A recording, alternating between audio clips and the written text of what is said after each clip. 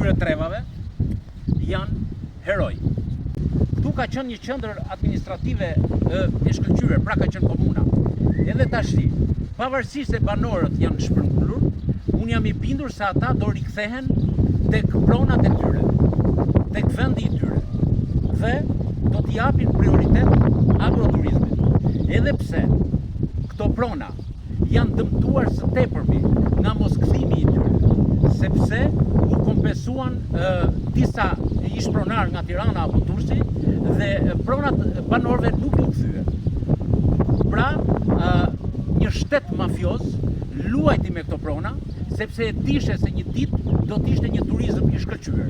Dhe këto ju dhanë atyre që bashkëpunonin me ta.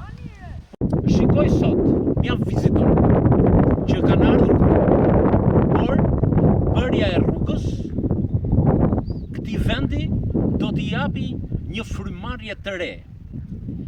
Edhe pse unë dyshoj shumë që vonesa e rrugës ishte për t'i ulur çmimin tokës.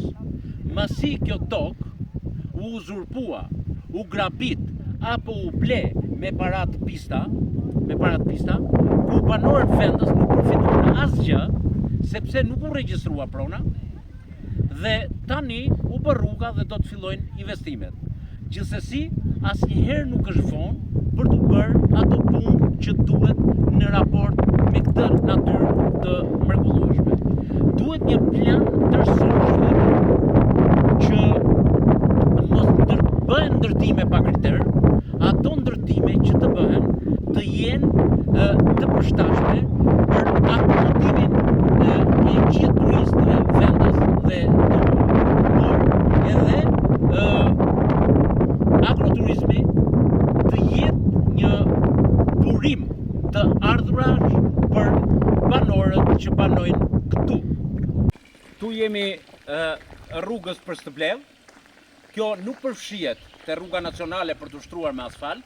Edhe kjo rrugë duhet të shtrohet që e gjithë zona të ketë një qartësim për planet e biznesit që do bëjnë të gjithë ata investitorë, të huaj apo vendas, dhe ta bëjnë këtë vend të mrekullueshëm, të vizitueshëm. Banorët të servirin prodhimet vendase, pra kulinarin që ndodhet këtu, të sinkronizuar me gastronomin, edhe një gotë ujë do t'ishte fantastike. Ja pra, uji nuk ka nevojë për frigorifer. Është i ftohtë, ka veti tretëse të ushqimit. Zoti na ka bekuar dhe këtë ujë të mrekullueshëm.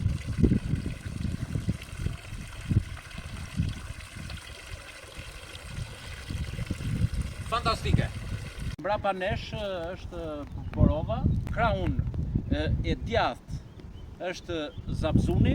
Edhe njerë, unë dua të bëj thirrje që djemt dhe vajzave të shpërngulura nga kjo zonë, në Tiranë, Durrës, Elbasan, por dhe jashtë shtetit, kanë akumulu para të vinë, ta investojnë këtu, sepse do të bëjnë atë që kanë ndërruar të parë tanë, dhe paraja investuar është një kthim mbrapsht në vlerë, sepse do të jetë paraja e fituar. Pra, edhe pushteti vendor, edhe pushteti qendror kanë interesa për arsye se grumbullojnë taksa, dhe këto taksa do të rishpërndahen në investime si qendra shëndetësore, në shkolla, subvencione apo çështje për programin social. Po ta shikojmë me vëmendje, investimet kanë filluar. Ja ku është trofta Borova, por dhe një investim tjetër. Çfarë ka bërë, do me thënë, pengimi i 12 vite që kjo rrugë nuk është bërë? Ka penguar investimet në maksimum.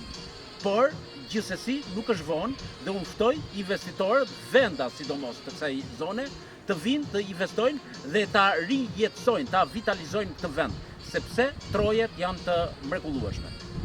Ky është fshati i Sebisht. Deri këtu ka ardhur asfalti. Siç e shikojmë, është një mrekulli natyrore çdo investime të brendshme.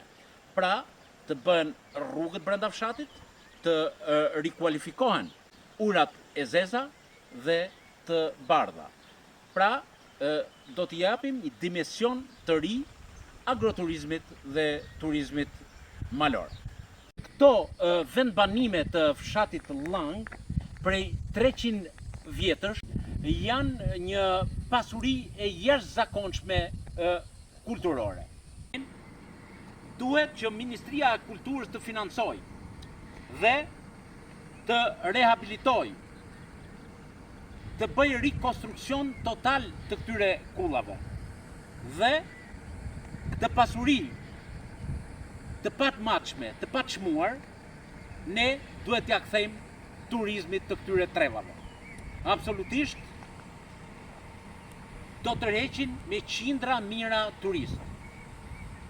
Dhe jo vetëm që ne do të kujtojmë, jo vetëm që ne do të rishkruajmë historinë e këtyre trevave, por edhe do t'i kthejmë një pasuri të jashtëzakonshme në vlera monetare. Sepse çdo kush që do vi, çdo kush që do i shikoj, çdo kush që do akomodohet në këto treva, patjetër që do të ketë edhe një tarif pagese. Zoti ju bekof.